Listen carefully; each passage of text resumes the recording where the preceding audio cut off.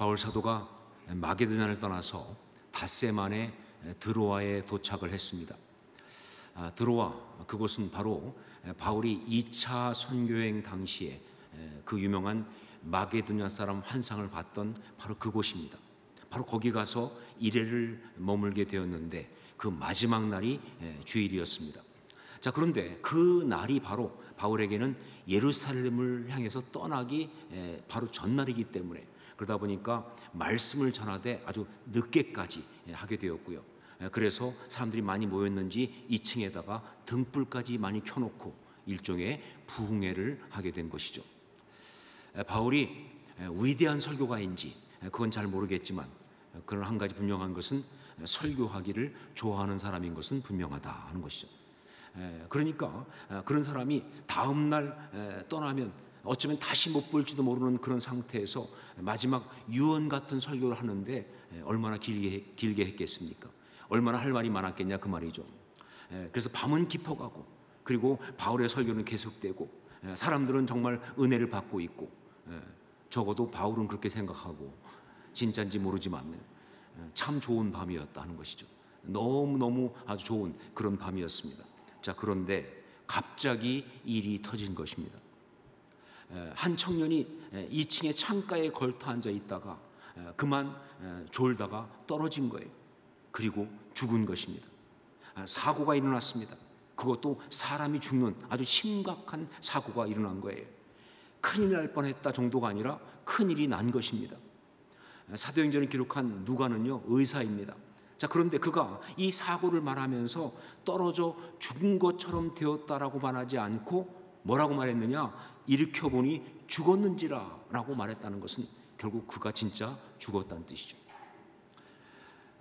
참 좋은 밤이었는데 갑자기 돌발적인 사고가 일어난 거예요. 그러면서 바울과 그 신앙 공동체에 굉장한 어려움이 온 거예요. 그들이 정말 아주 심각한 위기에 빠지게 된 것이죠. 자, 그런데 이 이야기가 지금 우리한테 그냥 남들 이야기처럼 지나갈 수 없는 이유가 있어요. 이것이 정말 우리한테 정말 심각하게 다가올 수밖에 없는 이유가 있어요. 바로 뭐냐면요, 그런 어떤 이야기가, 바로 그 어떤 사고, 이런 것들이 우리한테도 똑같이 일어날 수가 있다는 것 때문에, 즉 이 모든 이야기가 바로 우리가 살아가고 있는 이 삶의 어떤 실존적 모습이라는 것 때문에 그런 것이죠. 그래요, 우리의 삶은요 정말 이런 식의 사고와 위험 앞에 그야말로 무방비로 노출되어 있습니다. 이런 일이 일어나지 않기를 정말 원하고 바라고, 그리고 절대 그래서는 안 된다고 그렇게 강조하지만, 그러나 정작 그런 사고와 그런 어려움이 닥치고 일어나게 되면 일어날 뿐, 우리는 그걸 막을 방법이 없어요. 아무런 대책이 없다는 것이죠. 이게 바로 우리가 살아가고 있는 이 삶의 실체입니다. 바로 그래서 우리는 불안한 것이죠. 바로 그렇기 때문에 우리는 두려움에 떨 수밖에 없는 것이다. 자, 그런데 더 기가 막힌 것은 뭐냐? 이런 사고와 어려움이 믿는 사람이라고 그래서, 신앙생활을 열심히 한다고 그래서 예외가 되는 것이 아니라는 거예요. 오늘 말씀을 보십시오. 우리 7절 말씀을 함께 읽겠습니다. 7절 같이 읽습니다. 그 주간의 첫날에 우리가 떡을 떼려 하여 모였더니 바울이 이튿날 떠나고자 하여 그들에게 강론할세 말을 밤중까지 계속하매. 다른 날도 아니고 그 주간의 첫날, 즉 뭐예요? 주일이었습니다. 그리고 다른 것도 아니고 우리가 떡을 떼려 하여 모였더니 뭐예요? 예배드리기 위해서 모인 교회였다는 거예요. 그리고 정말 다른 시간도 아닌 말씀을 듣고 은혜를 받고 있는 바로 그런 시간이었다는 것이죠. 그런 시간에 사고가 일어난 거예요. 그래요, 삶을 위기에 몰아넣는 이런 사고와 위험은요 신앙인이라고 해서 피해가지 않습니다. 신앙이 있다고 해서 막을 수 있는 것이 아니라는 것이죠. 제가 미국에서 한 번은 성도님 가운데 한 분이 제게 와서 자기가 말씀 묵상하면서 받은 은혜를 나눠주는데 굉장히 은혜를 받은 적이 있습니다. 이분은 그때 그 딸이 하나 있었는데 그 딸이 대학을 가게 됐습니다. 소위 아이비 리그 중에 하나인 대학에 가게 된 거예요. 얼마나 감사해요. 얼마나 좋아요. 그래서 딸을 보냈어요. 그런데 그리고 보내놓고 있는 어느 날 갑자기 혹시 딸이 사고가 너무 많은데 사고 당하면 어떡하지? 두려움이 팍 온 거예요. 사고가 이렇게 많은데 딸이 혹시 사고를 당하면 어떡하지? 두려움이 팍 오고 또 뭐예요? 그 많은 유혹들이 있잖아요. 뭐 여러 가지. 그 유혹에 딸이 넘어가면 어떡하지? 두려움이 팍 온 거예요. 그러니까 마음이 불안해서 견딜 수가 없더라는 거예요. 그래가지고 막 기도하면서 그러고 있는데 그때 큐티를 하게 됐는데 그 큐티 본문이 요한일서 5장이었다고 합니다. 자, 그런데 그 요한일서 5장 말씀을 정말 사모하는 마음으로 큐티를 하고 있는데 그 가운데 놀랍게도 거기에 18절 말씀이 있더라는 거예요. 하나님께로부터 난 자는 다 범죄하지 아니하는 줄을 우리가 아노라. 하나님께로부터 나신 자가 그를 지키심에 악한 자가 그를 만지지도 못하느니라. 이 말씀을 보는데 말이죠, 정말 악한 자가 그를 만지지도 못한다는 말씀이 그대로 그냥 마음에 들어오면서 말이죠, 정말 기쁨과 확신이 왔다는 거예요. 그래, 우리 주님이 지키시면 내 딸을 악한 것이 만지지도 못한다 하셨다. 너무 감사하고 너무 기뻐하고 정말 그 마음을 주 앞에서 정말 그 기쁨을 누리고 있는데, 그런데 조금 있다가 마음에 이내 들어온 생각이 하나 있었습니다. 뭐냐? 그러면 이 말씀이 주님이 지켜주셔서 우리 딸에게는 어떤 사고나 어떤 어려움이나 유혹 같은 것이 임하지 않는다는 뜻인가? 라는 질문이 올라온 거예요. 이분은 성경 공부를 한 분이기 때문에 이내 알았죠. 그럴 수 없다는 것을. 이게 절대 이 말씀이, 그러니까 이 딸에게는 주님이 지켜주시니까 어떤 위험도 어떤 사고도 어떤 어려움도 없다고 하는 그런 뜻이 아닌 것을 알고 있었던 것이죠. 그러면서 그러면 뭐야 하는 순간에 제 2차 은혜가 임하죠. 정말 이 말씀의 뜻을 깨닫게 됐는데 그것이 뭐냐? 그래, 이것은 절대로 그 모든 것으로부터 딸을 그냥 지켜주겠다는 뜻은 아니지만, 그러나 혹시 그런 것이 오고 어려움이 오고 유혹이 온다 할지라도 악한 것이 만지지도 못하느니라. 무슨 뜻이냐? 그것들이 그 딸의 마음속에 있는 그 소중한 것을 절대로 손상시킬 수 없다는, 그 아름다운 가치를 흔들 수 없다고 하는, 그것 때문에 그 딸이 망가지거나 어려움을 당하지 않을 거라고 하는, 오히려 그런 것 때문에 더욱더 그가 정금처럼 아름답게 나갈 수 있다고 하는 그런 뜻이구나. 여러분, 그렇습니다. 제가 여러 번 말씀드렸지만 예수 믿는다고 신앙생활 열심히 한다고 해서 이런 사고와 위험, 어려움, 이 모든 것이 다 무조건 막아지는 것 절대로 아닙니다. 물론 우리 주님이 지켜주시죠. 모든 위험에서 우리를 지켜주시고 가능하면 이런 사고나 위험을 막아주시는 거 맞습니다. 하지만 무조건적으로 그렇게 된다는 절대로 아니라는 거예요. 그러니까 믿는 사람에게도 이런 사고에 이런 위험들이 있을 수 있는 거예요. 그 삶을 위기에 빠뜨리는 그런 일들이 일어날 수 있다는 거예요. 여기 드로아에서의 이 바울과 성도들에게 이런 일이 있었던 것처럼 그렇게 말이죠. 그럼 뭐냐? 이런 사고와 위험 앞에서 신앙은 아무런 대책이 없다는 뜻이냐? 아닙니다. 이런 사고와 위험 앞에 신앙이 아무런 대책이 없는 것이 아니에요. 비록 이런 어려움이 닥쳐오는 것을 신앙이 다 막아주지는 않지만, 그러나 그런 어려움이 왔을 때, 그런 사고를 당했을 때 그것을 어떻게 이겨낼 수 있는가, 여기에 대한 대답은 분명하게 주는 것이 바로 신앙이라고 하는 거예요. 예, 신앙은 바로 그 모든 어려움 속에서 그걸 이길 수 있는 대책이라는 거예요. 신앙만이 대책이라고 하는 거예요. 그 모든 것을 이길 수 있는, 이건 분명한 것입니다. 자, 그렇다면 이런 사고와 위험에 닥쳐왔을 때 신앙인은 어떻게 해야 하는가? 즉 신앙만이 대책이라고 했는데 그것은 구체적으로 무엇을 어떻게 하는 것을 말하는가? 바로 그것을 오늘 말씀에 사도 바울이 너무나 잘 보여주고 있어요. 보통 세상 사람 같았으면 아마 바울은 다음 세 가지 방식으로 이 사고를 대처했을 거예요. 이 사고가 일어났을 때 바울이 그냥 보통 세상 사람 같았으면 세 가지 방식으로 대처를 했겠죠. 하나가 뭐냐? 공격하는 거예요. 공격. 사람들이 어려움을 오게 되면 공격을 합니다. 특히 여기 졸았던 유두고에 대해서 말이죠. 왜 졸아가지고 말이죠. 이런 일을 치느냐는 거죠, 그렇죠? 그러니까 은혜 안 받고 좋으니까 이런 일이 벌어지는 거 아니냐. 또 심하게 말하면 졸음마귀가 들어갔다, 막 이렇게 말할 수 있는 것이죠.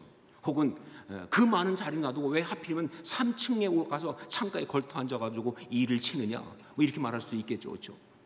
아니면 두 번째가 뭐냐? 자책합니다. 자책. 내가 왜 그렇게 설교를 길게 했던가? 아까 끝내려고 했을 때 끝냈어야 하는데 혹은 오늘 설교하러 오는 길에 마음에 탐심을 품었더니 그것 때문에 이런 일이 벌어졌나? 혹은 이곳에 있는 사람 중에 내가 지금 마음으로 미워하는 어떤 인간이 있는데 그 인간을 미워해서 그래서 이런 일이 생긴 건가? 이런 자책을 할 수도 있겠죠. 아니면 합리적으로 설명을 하려고 합니다. 이걸 갖다가 사람은 그래요. 어려움을 당하면 합리적으로 설명을 하고 싶어 해요. 합리적으로 설명하는 거예요. 왜 이런 일이 일어났느냐? 이유는 이 안에 등불을 너무 많이 켜놔서, 그래서 산소가 부족하다 보니까, 그래서 졸음이 와서 이런 일이 벌어진 것이다. 아니면 이 안에가 후덥지근하고 더운데, 그런데 이 창가에 가서 앉아 있다 보니까 밖에서 바람이 솔솔 찬바람이 들어오니까 너무 시원해서 그래서 졸음이 와서 떨어진 것이다. 죽어도 자기가 설교를 졸립게 했다는 말은 하고 싶지 않고 이런 식으로 막 하는 거예요. 그러면서 서둘러 정리를 하려고 합니다. 유두곡, 그 이름이 보통 노예 이름이니까 노예 하나 죽은 거니까 그래도 그나마 좀 다행이다. 이런 식으로 어떻게 봉합을 하려고 한다는 것이죠. 자, 그런데 여러분, 이런 세상적이고 일반적으로 인간들이 하는 이런 모든 식의 시도는요, 하나도 도움이 안 됩니다. 아니, 상대를 공격한들, 자기 자책을 한들, 혹은 이유를 설명한들 뭐가 달라집니까? 오히려 이런 것들은요, 더 데미지를 크게 만들 뿐이에요. 더 많은 상처를 남길 뿐이다, 그 말이에요. 사고는 죄가 우리에게 덮쳐온 것입니다. 놀람과 두려움은요, 그 죄의 독입니다. 그러니까 이런 식으로 행동하는 것은요, 그 독을 줄이는 것이 아니라 오히려 그 독을 더 치명적으로 만드는 거예요. 자, 그러면 어떻게 하는 것이 신앙적인 행동인가? 바울은 이 상황에서 어떻게 행동했는가? 우리 10절 말씀을 함께 읽도록 하겠습니다. 10절 같이 읽습니다. 바울이 내려가서 그 위에 엎드려 그 몸을 안고 말하되 떠들지 말라, 생명이 그에게 있다 하고. 여기 나온 그 위에 엎드려, 그 위에 엎드려, 영어 성경 보니까 threw himself on the young man 그랬습니다. threw himself on the young man. 말 그대로 번역하면 뭐예요? 그 젊은 사람 위에 자기 자신을 던졌다. 그 젊은 사람 위에 자기 몸을 던졌다. 이게 답이에요. 몸을 던진 겁니다. 돌발적인 일들이 터졌을 때, 우리를 놀라게 하는 그런 일들이 터졌을 때, 우리 삶을 뒤흔드는 감당 못할 그런 일들이 터졌을 때, 신앙인이 보여줄 수 있는 이 신앙적 대처, 바로 이거다, 그 말이에요. 놀라고 두려워서 그걸 어떻게 해보겠다고 남을 공격하거나, 혹은 자책하거나, 혹은 합리화하거나, 이런저런 이유를 대거나, 그런 것은 아니에요. 그것이 아니라 바로 신앙인은 어떻게 하느냐? 그 순간 몸을 던진다는 거예요. 이게 신앙인의 모습이에요. 참 신앙의 사람은 그렇게 몸을 던진다는 것이죠. 여러분, 야곱이 베델로 올라갔던 것처럼, 야곱이 그 삶에 가장 큰 위기가 왔을 때 그때 어떻게 했습니까? 베델로 올라갔잖아요. 야곱이 베델로 올라갔던 것처럼, 엘리야가 사르밧 과부의 아들이 죽었을 때 그를 데리고 자기의 거처에 들어가서 그 죽은 자의 몸 위에 자기 몸을 던졌던 것처럼, 그렇게 수넴 여인이 자기 아들이 죽었을 때 그때 엘리사에게 달려가서 엘리사의 발 앞에 몸을 던지고 그 발을 부둥켜 안고 그렇게 했던 것처럼, 그때 엘리사가 이제 결국 그 아들을 살리려고 가게 되는데, 가서 그 아이 위에 엘리사도 자기 몸을 던졌던 것처럼. 그런데 여러분 아시지만 게하시는 안 그랬죠, 그렇죠? 게하시는 먼저 엘리사가 보냈을 때 이 지팡이 들고 와서 그 아이 위에 놓고는 안 일어나니까 그냥 다시 집어들었잖아요, 그렇죠? 여러분, 이게 게하시의 실패 이유입니다. 게하시는요, 이름이 나빠서 실패한 게 아니에요. 이 신앙이 없으니까 실패한 거예요. 이 신앙이 없기 때문에 그는 하나님의 사람이 될 수가 없었던 것이죠. 다니엘이 작정하고 금식하며 기도한 것처럼, 에스더가 죽으면 죽으리라 하면서 왕 앞에 나아갔던 것처럼, 예수님께서 겟세마네 동산에서 땀이 땅에 떨어지는 핏방울이 되도록 그렇게 기도하셨던 것처럼, 베드로가 옥에 갇혔을 때 그때 교회가 그를 위해서 정말 작정하고 하나님 앞에 간절히 기도했던 것처럼, 그렇게 여러분 성경에 나오는 모든 신앙의 사람들은 다 결정적인 순간에 몸을 던지는 사람들이었다. 예, 이들은 모두가 다 결정적인 순간에 몸을 던지는 사람들이었다. 이게 중요한 거예요. 자, 그렇다면 몸을 던진다는 것, 그것은 무엇인가? 비유처럼 보이지만 몸을 던진다는 것은 결국 다음 두 가지입니다. 하나가 뭐냐? 상황 속에 몸을 던지는 거예요. 어디에 던지느냐? 상황 속에 몸을 던지는 거예요. 예, 무슨 얘기냐면요, 회피하지 않는다는 것입니다. 도피하지 않는다는 것입니다. 도망치지 않는다는 것입니다. 그 모든 것을 직면한다는 거예요. 그냥 받아들이면서 말이죠. 예, 인정할 건 인정하고, 감당할 건 감당하고, 정말 겪을 건 겪어가면서 그 모든 것과 직면하는 거예요. 여러분, 도망치기 시작하면요, 당하는 거예요. 예, 도망치기 시작하면 당하는 거예요. 마귀는 그걸 원하고 있습니다. 바로 몸을 던진다는 건 무슨 뜻이냐? 상황 속에 그 몸을 던진다는 뜻이에요. 자, 그런데 이것만 갖고 안 되죠. 두 번째가 더 중요합니다. 그러면서 그것은 동시에 뭘 말하느냐? 바로 하나님 앞에 몸을 던지는 것이다. 하나님 앞에 몸을 던지는 것이다. 바로 이게 뭘 말합니까? 기도를 말하는 것이죠. 저는 그냥 기도가 아니라 이것을 몸을 던지는 기도라고 말하고 싶어요. 예, 몸을 던지는 기도예요. 여러분, 기도는 우리가 알지만 하나님과의 대화라고 하잖아요, 그렇죠? 하나님과의 대화.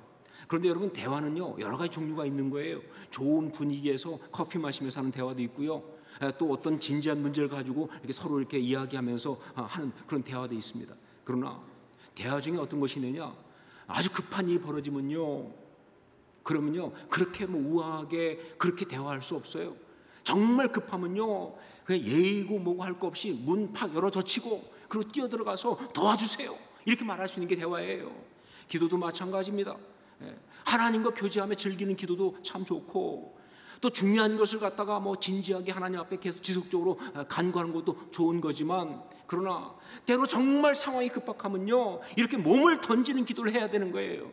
이게 신앙의 모습이죠. 필요한 순간에 이렇게 한다는 거 말이죠. 자, 그러면 어떻게 우리가 이 필요한 순간에 이런 기도를 할 수 있을까? 바울 사도는 이런 상황 속에서 어떻게 그렇게 몸을 던질 수 있었을까? 어떻게 해야 우리도 이렇게 몸을 던질 수 있을까? 여러분, 사실 몸을 던지는 것은 정말 중요하지만 아무 때나 막 던지면 안 되잖아요, 그렇죠? 그러면 일이 커지죠, 그렇죠? 던지지 않아야 될 때 던지는 것도 문제지만 던져야 할 때 못 던지는 것도 문제고 말이죠. 그냥 딱 던져야 되는 타이밍에 던져야 되는 거거든요. 어떻게 하면 그럴 수 있을까? 예, 바울을 보면 두 가지의 답이 있습니다. 첫 번째가 뭐냐? 신앙적인 본능에 의해예요. 신앙적인 본능에 의해.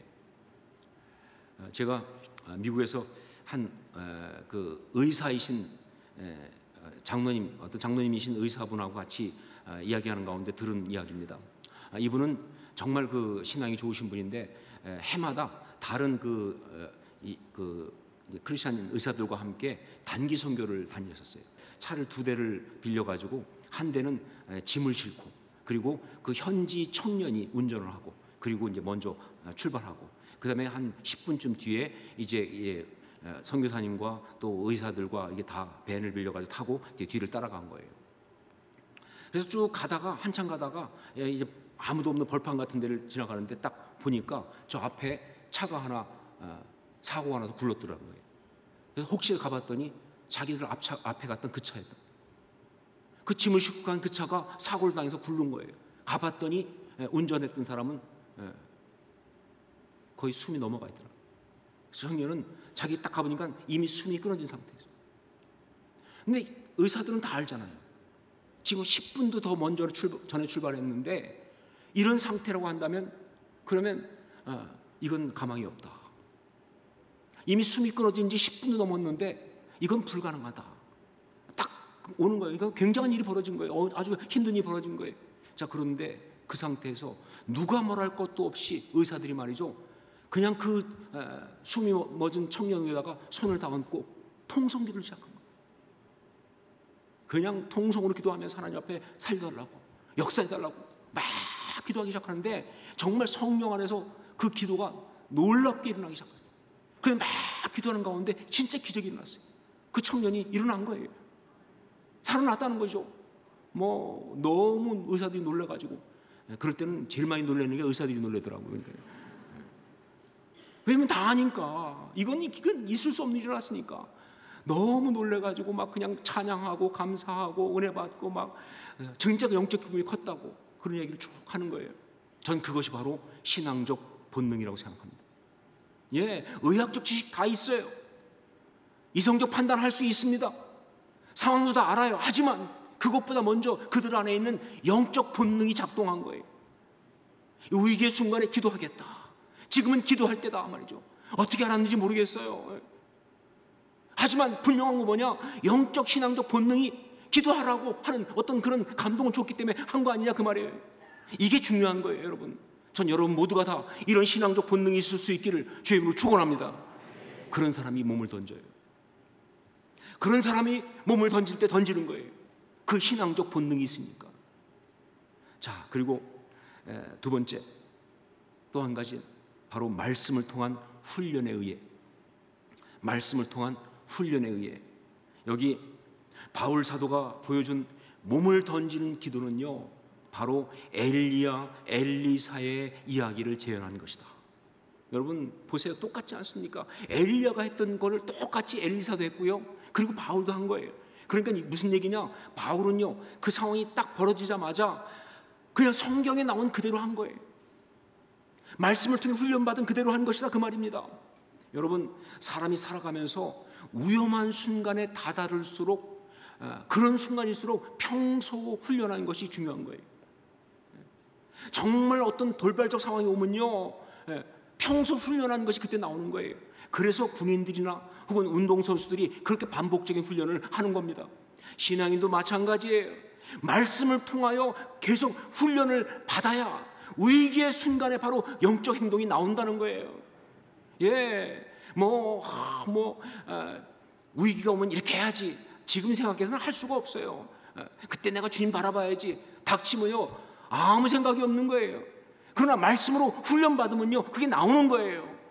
바로 그것이 몸을 던질 수 있게 한 것이다. 여기 사도 바울처럼 말이죠. 전 여러분도 그럴 수 있기를 주의 이름으로 축원합니다. 결론적으로 그 아이는 살았습니다. 그러나 이것이 이 이야기의 결론은 아닙니다. 만일 다시 살았다, 이것이 결론이라고 한다면요, 이 이야기는요 그냥 기적 이야기일 뿐이에요.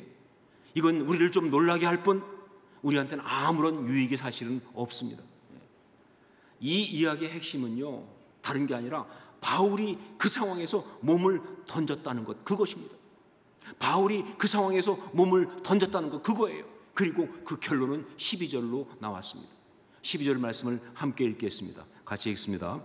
사람들이 살아난 청년을 데리고 가서 적지 않게 위로를 받았더라. 네, 위로를 받았더라. 바로 이거예요. 사고의 결과로 말이죠, 사람들이 고통 속에 빠졌다가 아니에요. 그들 가운데 정말 아픔이 있었다가 아니에요. 공동체가 무너졌다가 아니에요. 바로 위로를 받았다는 것입니다. 이게 중요한 거예요.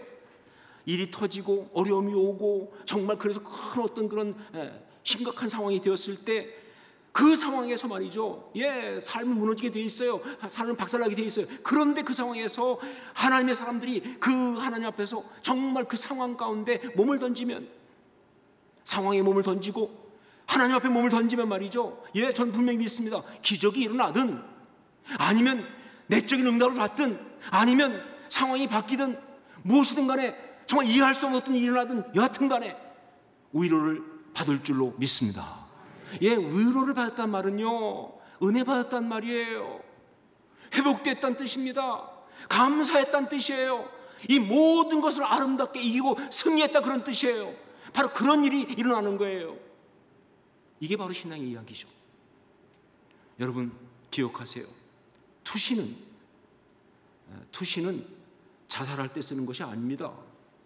투시는 바로 기도할 때 쓰는 것이다. 투시는 기도할 때 쓰는 것이다. 기도하겠습니다.